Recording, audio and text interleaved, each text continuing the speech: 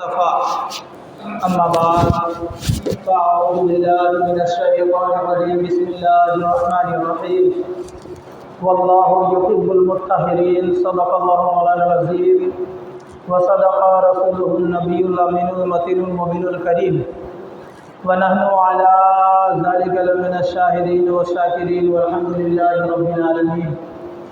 آئیے ایک بار شب بزم ہدایت مصطفیٰ جان رحمت نوبہار شفاعت قاسم کنز نعمت ختم دور رسالت کی بارگاہ عالیہ میں جہاں سید الملائکہ حضرت جبریل امین بلا اجازت نہ جائیں، اس بارگاہ کونین میں جہاں 70,000 فرشتے صبح اور 70,000 فرشتے شام حاضری دیا کرے، ہم اور آپ بڑی ادب و احترام کے ساتھ عقیدت اور محبت کے ساتھ والہانہ انداز میں ایک بار بلند آواز سے پڑھیں درود پاک اللہم صلی علی سیدنا شفیعنا حبیبنا طبیبنا مولانا محمد بارک وسلم صلی علیہ صلاۃ و سلام علیک یا حبیبی یا سیدی یا رسول اللہ صلی اللہ تعالی علیہ وسلم۔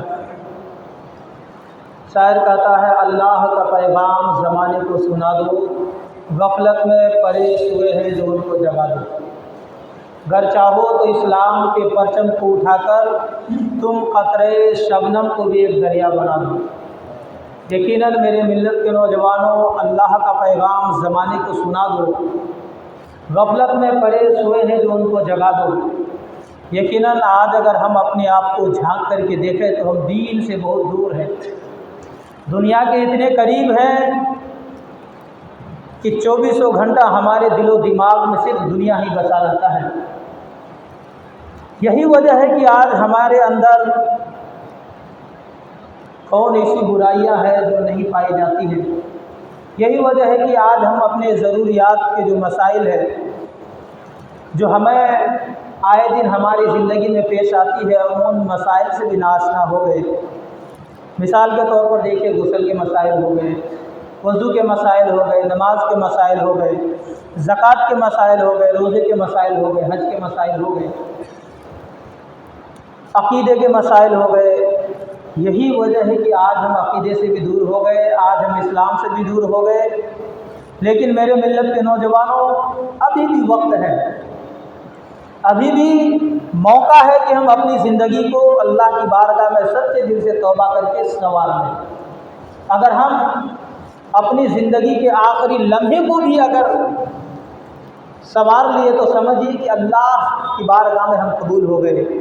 رب خود فرماتا ہے کہ اگر یہ بندہ توبہ نہ کرے اور میری بارگاہ میں مجھ سے معافی نہ مانگے تو میں اس قوم کو ہلاک کر دوں، ایسی قوم پیدا کروں جو توبہ بھی یعنی غلطی بھی کرے اور توبہ بھی کرے۔ یقیناً میرے ملت کے نوجوانوں، رب کو جو ہے توبہ پسند ہے، رب کو جو ہے معافی پسند ہے، لیکن یاد رکھیں آج ہمارے اندر تو کچھ ایسی چیزیں ہیں کہ معاف کرنا تو دور کی بات، ہم معاف تو کرتے نہیں ہیں، اگر کسی سے کچھ خطا یا غلطیاں ہو گئی بلکہ اس کے اندر عیب نکالنے کی کوشش کرتے ہیں، جو کہ کوئی بہت بڑا گناہ ہے، چھوٹا موٹا گناہ نہیں ہے۔ تو بہرکیف میرے ملت کے نوجوانوں، میں نے قرآن کریم فرقان حمید کی بہت ہی مشہور و معروف آیت کریمہ کو اپنا موضوع سخن بنایا ہے۔ اس میں رب کائنات ارشاد فرماتا ہے واللہ یحب المطہرین، جس کا ترجمہ مفہوم یہ ہے کہ اللہ کو ستھرے پیارے ہیں، اللہ کو پاک پیارے ہیں، پسند ہے، کیونکہ اللہ پاک ہے، طیب ہے، اور وہ رب پاکی کو پسند کرتا ہے۔ تو آج کا میرا عنوان ہے انشاءاللہ العزیز آپ کے سامنے میں غسل کے جو مسائل ہیں اس کو بیان کرنے کی کوشش کروں گا کہ ہمیں غسل کیسے کرنا ہے، غسل کرنے کا طریقہ کیا ہے۔ آپ کو لگا ہوگا یار کیا ہمیں معلوم نہیں ہے، لیکن یاد رکھیں معلوم تو ہے، لیکن جیسے اسلام نے ہمیں اجازت دی، جو طریقہ ہے فرائض غسل کیا ہے، غسل کا سنت طریقہ کیا ہے، کب ہم پر غسل ہوتا ہے، کن چیزوں سے غسل ہوتا ہے، آج ہم ان مسائل سے ناآشنا ہیں، جس کی بنیاد پر حال یہ ہوتا ہے کہ ہم ناپاکی کی حالت پر کئی دن گزار دیتے ہیں۔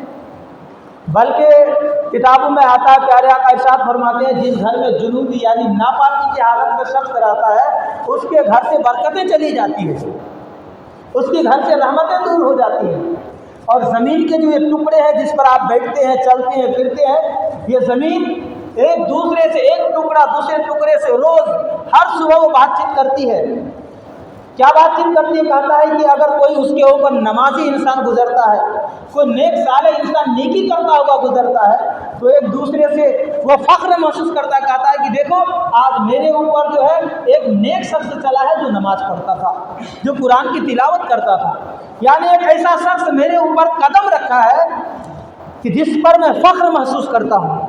وہی ایک زمین کی ٹکڑا اور بھی ہے، وہ پھر افسوس کرتا، کہتا ہے کہ میرے اوپر ایک ایسے شخص کا گزر ہوا، ایک ایسا شخص میرے اوپر سے روندتا ہوا گیا جو ناپاکی کی عالم میں تھا۔ میرا تو جی یہ چاہ رہا تھا کہ رب اگر مجھے حکم دیتا تو میں اس کو اپنے سینے میں چیر لیتا۔ اللہ اکبر، یعنی اس کو میں اپنے سینے میں، یعنی اس کو زمین میں دھسا دیتا۔ گویا کہ زمین بد دعا کرتی ہے جب انسان ناپاکی کی حالت میں زمین پر چلتا ہے۔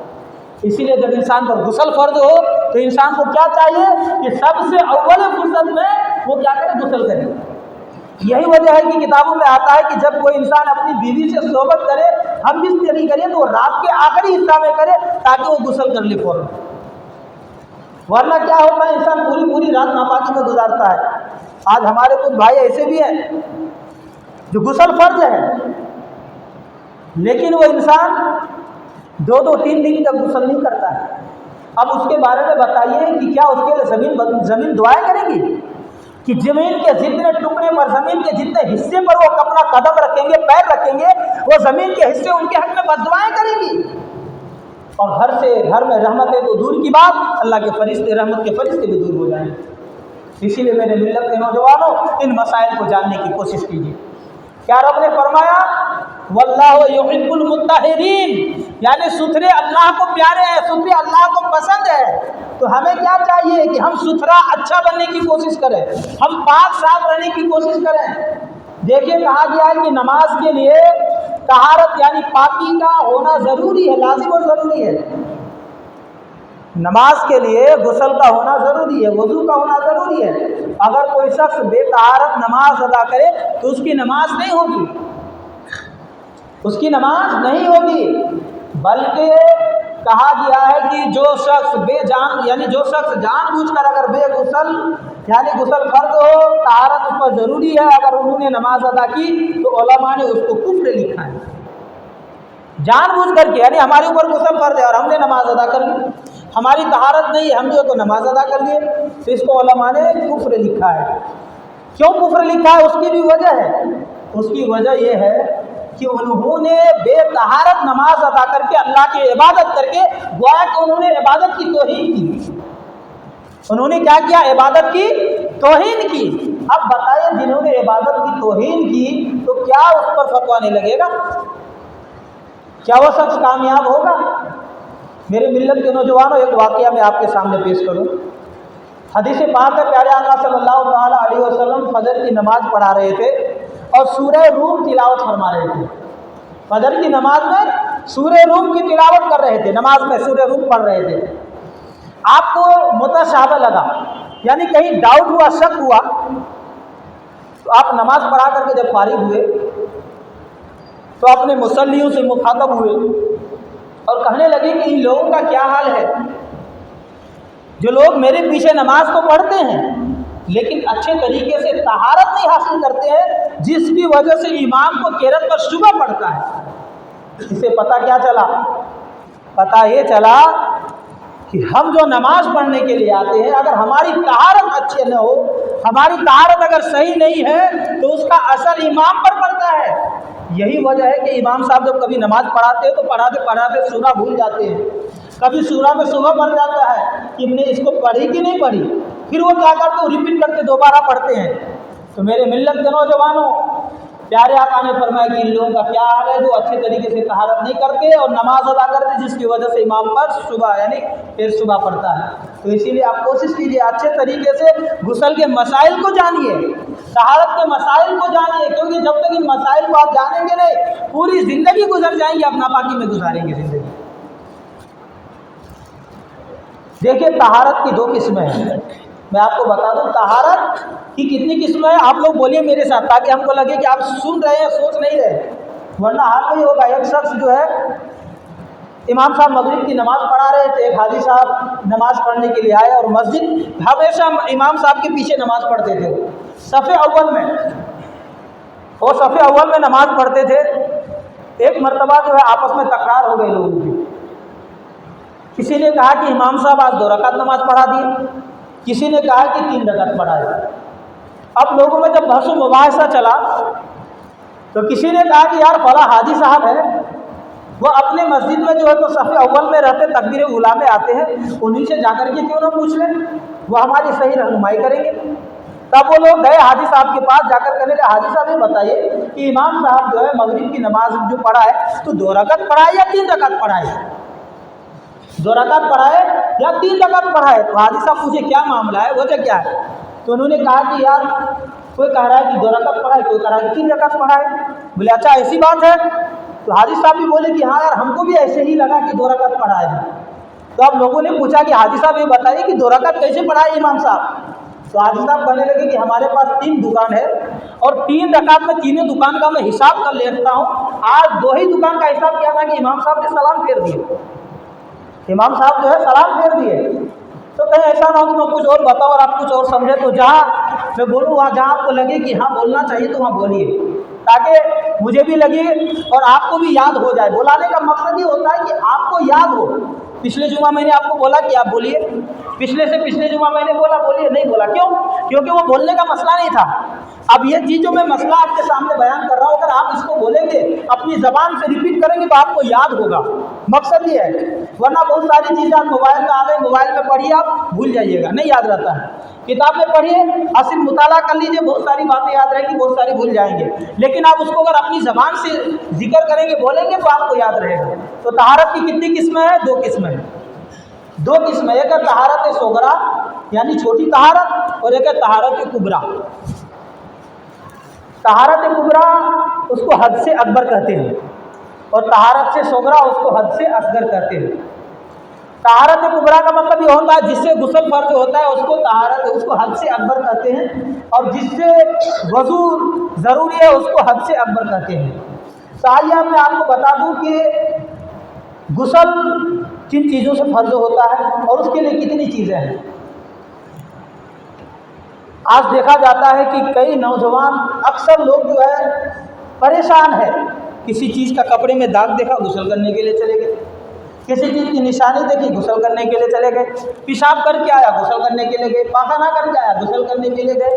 ایک شخص اورنگ آباد کی سرزمین پہ میں تھا، ایک جگہ میرا جانا ہوا تقریر کے سلسلے، تو ایک صاحب آئے کہ حضرت غسل کے متعلق کچھ مسائل ضرور بیان کیجیے گا۔ مولا کیا ہوا؟ بولے 4 سال ہو گئے ہمارے بھائی کاروبار چھوڑ کر کے صرف اسی میں لگا ہوا ہے کہ دن میں 4 5 بار نہاتا ہے۔ یعنی شک ایسی چیز ہے کہ انسان کو برباد کر دیتا ہے، اور شک اس کو کب ہوتا ہے؟ جب کسی مسائل کا آپ کو علم نہ ہو، تب انسان کو شک ہوتا ہے۔ اور جو میں آپ کو ابھی بتانے لگا ہوں، جو آپ کو میں بتانے جا رہا ہوں، اگر آپ ان چیزوں کو یاد رکھ لیں گے تو زندگی بھر کے لیے آپ کو فائدہ ہوگا۔ کیونکہ آج سے 6 7 مہینہ یا سال بھر پہلے بھی یہ مسئلہ میں نے آپ کو بتایا تھا۔ آئے دن جو تو اس مسائل پر گفتگو کرنا بھی ضروری رہتا ہے، کیونکہ بہت سارے لوگ ایسے ہیں کہ جمعہ میں رہتے، بہت سارے نئے بھی آتے ہیں جن کو جو علم سے جو تو ناشنا ہے، بہت سارے بچے ایسے بھی ہو تو جوانی کی دہلیز پر پہنچتے ہیں، اسی لیے مسائل کا جاننا ضروری ہے۔ تو یاد رکھیں کہ 5 چیزیں ہیں جس سے انسان پر غسل فرض ہوتا ہے۔ کتنی چیزیں ہیں؟ 5 چیزیں ہیں۔ 5 کے علاوہ کتنوں بھی چیزیں آپ کے سامنے آ جائے، آپ پر غسل فرض نہیں ہے۔ اگر آپ راستے سے چل رہے ہیں، آپ کے کپڑے پہ چھینٹا پڑ گیا، غسل فرض نہیں ہے۔ آپ پیشاب کرنے کے لیے گئے، چھینٹا پڑ گیا، غسل فرض نہیں ہے۔ البتہ پیشاب کے چھینٹے کا بہت بڑا عذاب ہے، بچنا چاہیے۔ بہت سارے لوگ کیا کرتے ہیں کہ ٹائٹ پینٹ پہن لیتے ہیں اور اس کو پیشاب کے لیے بیٹھنے میں بڑی تکلیفیں ہوتی ہے، وہ کیا کرتے ہیں پھر وہ بیٹھ کر کے پیشاب نہیں کر پاتے ہیں، وہ کھڑے کھڑا پیشاب کرتے ہیں۔ اور کھڑا پیشاب کرنے کا مطلب یہ کہ اس کا چھینٹا جو ہے آنا ہی آنا ہے، اور چھینٹا آتا ہے جن سے انسان کے جسم پر پڑتا ہے۔ پیارے آقا ایک حدیث پاک میں آپ کے سامنے پیش کروں۔ پیارے آقا صلی اللہ تعالیٰ علیہ وسلم ایک مرتبہ راستے سے جا رہے تھے تو کیا دیکھا کہ 2 قبروں پر عذاب ہو رہا ہے، تو آپ نے ایک کھجور کی تر ٹہنی کو لیے اور قبر کے اوپر گاڑ دیے۔ صحابہ نے عرض کیا یا رسول اللہ صلی اللہ علیہ وسلم آخر آپ نے ایسا کیوں کیا؟ یہ کیا ہو؟ تو پیارے آقا نے فرمایا کہ قبر والوں پر عذاب ہو رہا تھا۔ صحابہ نے عرض کیا یا رسول اللہ کیوں؟ تو پیارے آقا نے فرمایا کہ ان میں سے تو ایک ایسا تھا کہ جو پیشاب کے چھینٹوں سے نہیں بچتا تھا۔ تو یاد رکھیے کہ پیشاب کے چھینٹوں سے بچنا ضروری ہے۔ پیشاب کے چھینٹوں سے وہ نہیں بچتا تھا جس کی وجہ سے اس پر قبر میں عذاب ہو رہا تھا۔ تو میرے ملت کے نوجوانوں، آپ اس کو ہلکا نہ سمجھیں۔ اسی لیے اسلام نے کہا کہ ٹائٹ لباس نہ پہنو، یعنی ڈھیلا ڈھالا ایسا پہنے جس سے نہ آپ کو نماز میں تکلیف ہو، نہ جس سے آپ کو پاخانہ پیشاب کرنے میں تکلیف ہو۔ بہت سارے لوگ پیشاب خانے میں جاتے ہیں، وہ کیا کرتے ہیں، گھٹنے کے بل جو ہے تو پیشاب کرنے بیٹھ جاتے ہیں، اپنے گھٹنے کو زمین سے ٹیک دیتے پھر وہ پیشاب کرتے ہیں۔ تو دیکھیے ایسی صورت میں کیا ہوتا ہے، پیشاب خانے میں بعض وقتوں پہ پیشاب کے چھینٹے پڑے رہتے ہیں۔ اب اس میں کیا ہوتا ہے کہ ہم جب بیٹھے پیشاب کرنے کے لیے تو اس میں کیا ہوا کہ جو پیشاب کا چھینٹا وہ ہمارے کپڑے میں لگے، ہمارے پیر میں آ کر کے لگا، تو اس سے کیا ہوتا ہے میرا کپڑا ناپاک ہوتا ہے۔ اور نماز کے لیے شرائطوں میں سے ایک شرط یہ ہے کہ کپڑے کا بھی پاک ہونا ہے، جسم کا بھی پاک ہونا ہے۔ تو بہرکیف 5 چیزیں ہیں جس سے غسل فرض ہوتا ہے انسان پر۔ 2 تو اسپیشل مرد کے لیے ہے، 2 اسپیشل عورتوں کے لیے ہے، ایک مرد عورت دونوں کے لیے۔ تو اسی لیے آپ کو جو ہے 3 ہی یاد رکھنا ہے، 3 آپ کے لیے ہے، یعنی 2 اسپیشل آپ کے لیے، 2 عورتوں کے لیے اور ایک مرد عورت دونوں کے لیے۔ ایک یہ ہے منی کا شہوت کے ساتھ اپنی عضو سے جدا ہونا، نکلنا۔ منی بولے تو آپ کے ذہن میں نہیں آئی ہوں گی بات، منی مطلب پیشاب کے راستے سے چکن اور گاڑھا پانی شہوت کے ساتھ اگر نکلے تو اس سے کیا ہوتا ہے، انسان پر غسل فرض ہوتا ہے۔ اور یہ کب ہوتا ہے؟ جب انسان کے ذہن پہ گندے خیالات ہو، جب انسان کسی کو غلط نگاہوں سے دیکھے، جب انسان جو ہے تو موبائل میں گندے مناظر دیکھے، تو ایسے وقتوں میں کیا ہوتا ہے کہ انسان کے اوپر جو تو شہوت کا غلبہ طاری ہو جاتا ہے، پھر اس سے کیا ہوتا ہے، شہوت جو تو منی جو ہے انسان کے جو ہے عضو تناسل سے جو ہے وہ باہر نکل آتا ہے، تو اس میں کیا ہوتا ہے، غسل فرض ہو جاتا ہے۔ اور دوسرا احتلام کرنا۔ احتلام کا مطلب ہوتا ہے، اس کو آپ اپنی زبان میں سمجھے، نائٹ فائل، یعنی رات میں آپ سوئے اور سوئے تو اچھا سوئے، کپڑا آپ کا جو ہے تو گیلا ولا کچھ نہیں تھا، صبح اٹھے تو کیا ہے، دیکھ رہے کہ کپڑا گیلا ہے۔ جب انسان بالغ ہو جاتا ہے تو بالغ ہونے کے بعد جو ہے انسان جب سوتا ہے تو سونے میں جو ہے وہ منی نکلتا ہے، تو اس سے کیا ہوتا ہے، غسل انسان پر فرض ہو جاتا ہے۔ یہ 2 صورت ہوئی اسپیشل خاص آپ کے لیے۔ اور یہ کب ہوتا ہے، جب انسان بالغ ہوتا ہے، جیسے کہ میں بتایا آپ کو، بالغ ہونے کے بعد، اور بھی خاص کر کے جو انسان گرم چیز کھاتا ہے جیسے گوشت ہو گیا، انڈا ہو گیا، تو اس صورت میں کھانے سے جو ہے ویسے وقتوں میں یہ زیادہ ہوتا ہے۔ تو اسی لیے یاد رکھیے، پہلا کیا ہے، منی کا اپنی جگہ سے شہوت کے ساتھ جدا ہو کر نکلنا، دوسرا کیا ہے، نائٹ فائل یعنی احتلام کا ہونا، اور تیسرا یہ ہے کہ مرد اور عورت کا شہوت کرنا، یعنی جب مرد اپنی بیوی کے ساتھ ہم بستری کرتا ہے تو اس کے بعد غسل فرض ہوتا ہے۔ یہ تو اسپیشل ہو گیا مرد کے لیے 2 اور ایک عورت مرد دونوں کے لیے 3، اور 2 عورت کے لیے اسپیشل۔ عورت کا تو ایک یہ ہے کہ ماہواری، یاد رکھیے مسئلہ جاننا چاہیے انسان کو۔ تو ایک ماہواری جس کو حیض بولا جاتا ہے کتابوں میں، جب وہ حیض کے خون سے پاک ہو، اس کی کم سے کم مدت 3 دن ہے اور اکثر مدت 10 دن ہے، یعنی ایک عورت کو جو ہے تو ماہواری جو ہوتا ہے، حیض کے جو خون آتے ہو کم سے کم 3 دن ہے اور زیادہ سے زیادہ 10 دن ہے۔ اب اگر اس سے زیادہ آتا ہے تو اس کو استحاضہ کہا گیا ہے، مطلب استحاضہ مطلب ہے کہ وہ بیمار ہے، اب بیماری کی وجہ سے اس کو کیا کرنا ہوگا، علاج کرنا ہوگا۔ اب ایک دوسرا ایک یہ ہے نفاس بولتے ہیں، جب بچہ پیدا ہوتا ہے تو پیدا ہونے کے بعد جو بلٹ جاتا ہے عورتوں کا جو خون نکلتا ہے اس کو نفاس بولا جاتا ہے۔ تو اس خون سے پاک ہونے کے بعد جو ہے جب وہ خون بند ہو جائے، یعنی خون بند ہونے کے بعد عورت پر غسل لازم اور ضروری ہو جاتا ہے، فرض ہوتا ہے۔ ایک یاد رکھیے یہ چیز جو ہے اس کی اقل مدت متعین نہیں ہے، کم سے کم اس کو جو ہے 1 گھنٹہ بعد، 2 گھنٹہ بعد، 1 دن بعد، 2 دن بعد، 10 دن بعد بھی جو ہے بند ہو سکتا ہے، لیکن اس کی اکثر مدت جو کتابوں میں 40 دن کہا گیا ہے، جس کو لوگ اکثر دیکھا جاتا ہے کہ 40 دن تک اس عورت کو چھوت ہی مانتی رہتی ہے۔ جس نے بچہ پیدا کیا، جس کے گھر میں بچہ نے پیدا لیا، جنم ہوا، اب اس عورت کو لوگ 40 دن تک جو تو حقارت کی نگاہ سے دیکھتے ہیں۔ میرے ملت کے نوجوانوں، یہ زمانے جاہلیت کا طریقہ ہے، اس کو حقارت کی نگاہ سے نہ دیکھیں۔ لوگ یہاں تک یہ سمجھتے ہیں کہ جس گھر میں جو ہے یعنی بچے پیدا ہوا اس گھر میں نیاز فاتحہ وغیرہ ساری چیزیں بند ہو گئی، جب تک 40 دن نہ گزر جائے اس سے پہلے کچھ بھی نہیں کر سکتے، اور گویا کہ وہ اعلان بھی کرتے، بتاتے بھی کہ ابھی ہم فلاں کام نہیں کر سکتے کیونکہ ہمارے گھر میں چھوت ہے۔ تو گویا کہ میرے ملت کے نوجوانوں، آپ پرچار کر رہے ہیں، لوگوں کو بتا رہے ہیں کہ ہمارے گھر میں چھوت ہے، अल्लाह अकबर, इससे बचने की ज़रूरत है। किसी के ऊपर गुस्ल फर्ज है और आप लोगों में प्रचार कर रहे हैं, ऐलान कर रहे हैं कि हमारे ऊपर गुस्ल फर्ज है, तो याद रखिए इन चीज़ों से इज्तनाब करें, परहेज़ करना चाहिए, ऐलान नहीं करना चाहिए। तो हाँ, तो एक चीज़ मैं बता रहा था कि कम से कम उसका वक्त जो है तो मुतय्यन नहीं है। हाँ, अगर 4 दिन के बाद, 5 दिन के बाद, 2 घंटे के बाद या 10 दिन के बाद अगर खून आना बंद हो गया तो अब वो क्या करेंगे? नहाएंगे, धोएंगे, नमाज अदा करेंगे। 40 दिन जरूरी नहीं है, 40 दिन का इंतजार नहीं करना है आपको कि 40 दिन होगा तभी होंगे वो बात, नहीं तो नहीं होंगे, नहीं, ऐसा नहीं है। 40 दिन का इंतजार कुछ भी नहीं करना है। तो इन 5 चीज़ों का ख्याल रखना ज़रूरी है जिससे गुस्ल फर्ज होता है। वरना पेशाब का छींटा आपके अगर जिस्म पे पड़ा, आप उसको धुल लीजिए, साफ कर लीजिए, हो गया। आप रास्ते से जा रहे हैं, नाली का छींटा आपके ऊपर पड़ा, उसको धुल लीजिए, हो गया। आप रास्ते से जा रहे हैं, कुत्ता या किसी इंसान के पाखाने पर आपका पैर गिरा, आप क्या करते हैं? आप सोचते हैं कि हमारे ऊपर नहाना लाजिम हो गया, फर्ज हो गया, बगैर नहाए अब हम कुछ भी नहीं कर सकते हैं। तो ऐसा कुछ भी नहीं है, आपको नहाने की ज़रूरत ही नहीं है। आप अपने पैर को धुल लीजिए, हो गया। उस पर भी अगर आप चप्पल पहने हुए हैं तो भी धुलने की ज़रूरत है, चप्पल को धुल लीजिए नीचे, हो गया। वरना चप्पल को अगर नहीं भी धुले तो भी कोई दिक्कत नहीं, क्योंकि आपके पैर में लगा नहीं है।